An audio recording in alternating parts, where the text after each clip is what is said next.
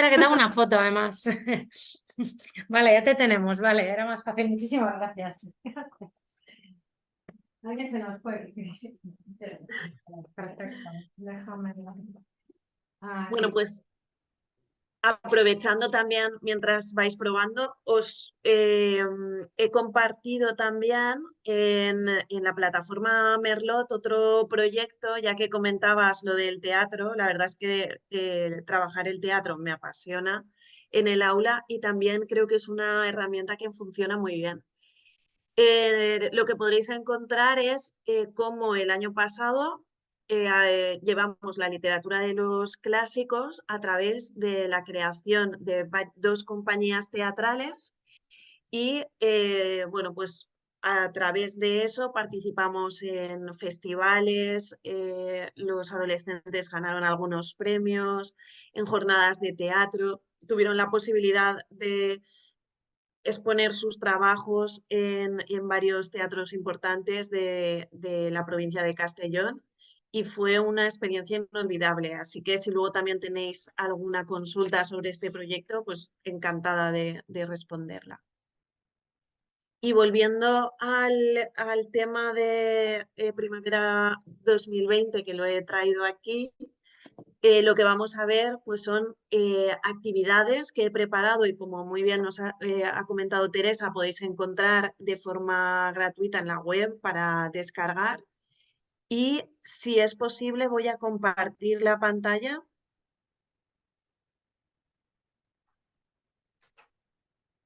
y así podéis ver la presentación.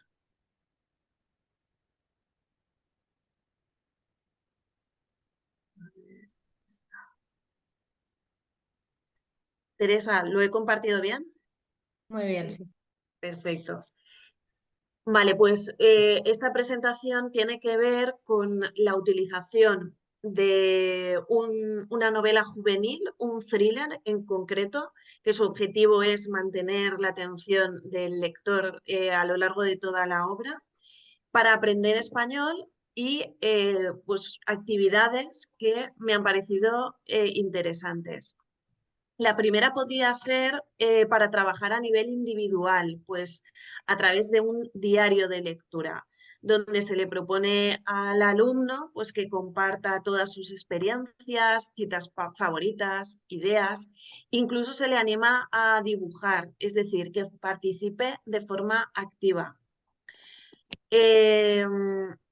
Esta sería un diario de lectura, quizá para una estrategia en la que el alumno puede leer en casa y hacer este trabajo solo, porque claro, la realidad del aula que nos encontramos puede ser diferente.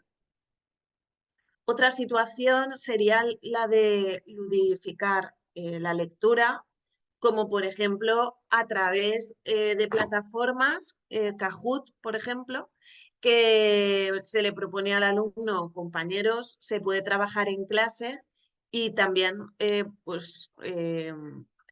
digamos que está mucho más atento. Sobre todo en estas edades con las que yo trabajo, la edad de la adolescencia, este tipo de ludificación para trabajar les gusta mucho. Luego tenemos también otra opción que yo creo que sería la más práctica, la más interesante, que es una guía de lectura. Con otras lecturas también que tengo, la hemos probado y consiste en, por ejemplo, el profesor, el docente les propone leer del capítulo 1 al 3 y hay unas actividades de comprensión lectora que tienen que resolver en grupos cooperativos. Se ponen normalmente en grupos de 3 o 4 personas y trabajan las actividades, pero también leen en voz alta y resuelven problemas de vocabulario, de comprensión. Se ayudan entre ellos porque siempre, además, suelo hacer yo los grupos, pues busco a alguien que sea más lector, con otros que son menos lectores y el resultado suele ser muy positivo, la lectura en trabajos cooperativos dentro del aula.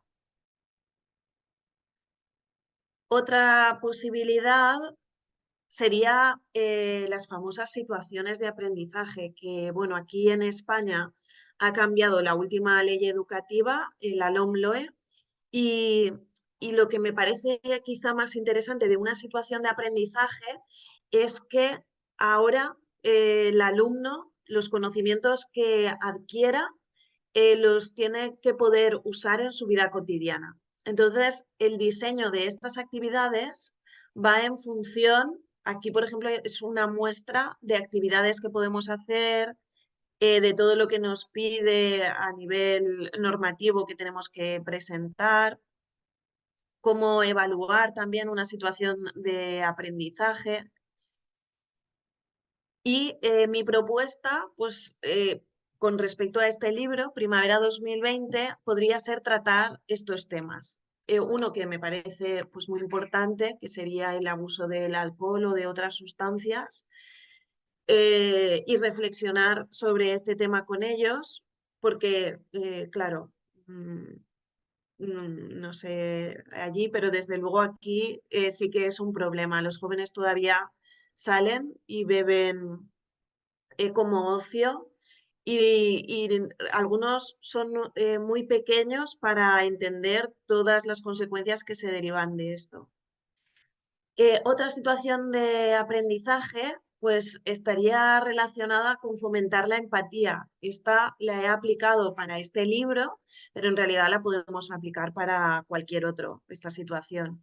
Y sería que el alumno pues pueda entender las distintas realidades que van a vivir los personajes, comprenderlos, entenderlos, no significa que compartan sus experiencias, porque algunas son un poco duras. No se trata de justificar todas las conductas, pero sí pues empatizar con lo que están viviendo para que cuando lo lleven a su vida real pues tengan una conciencia más crítica.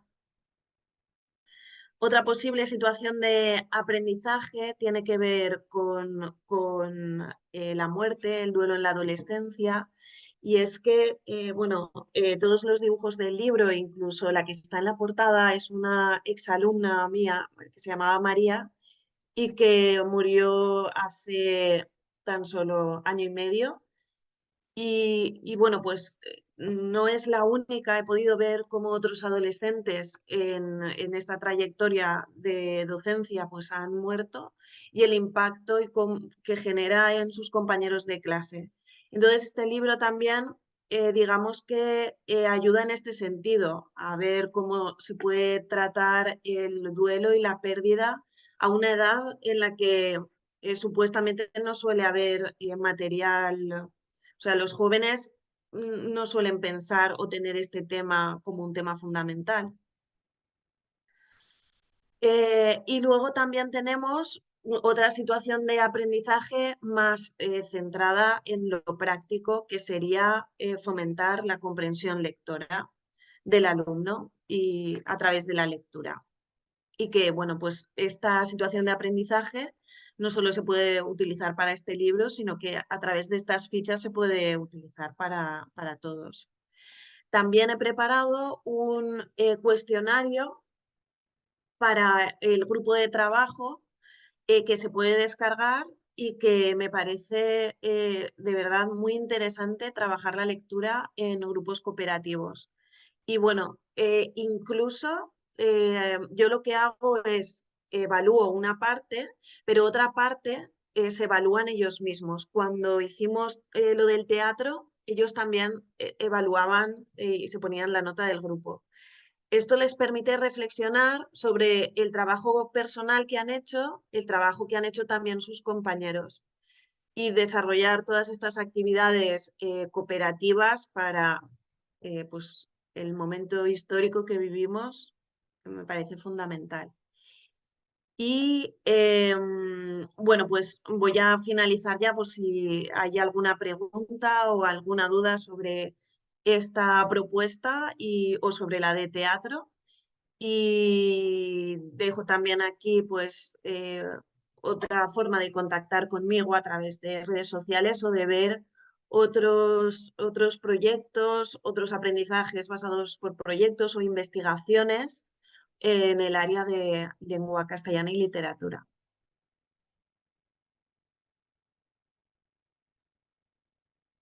Muy bien, Voy a gracias, dejar María. de compartir así. Veo una, a ver, he visto en el chat, sí.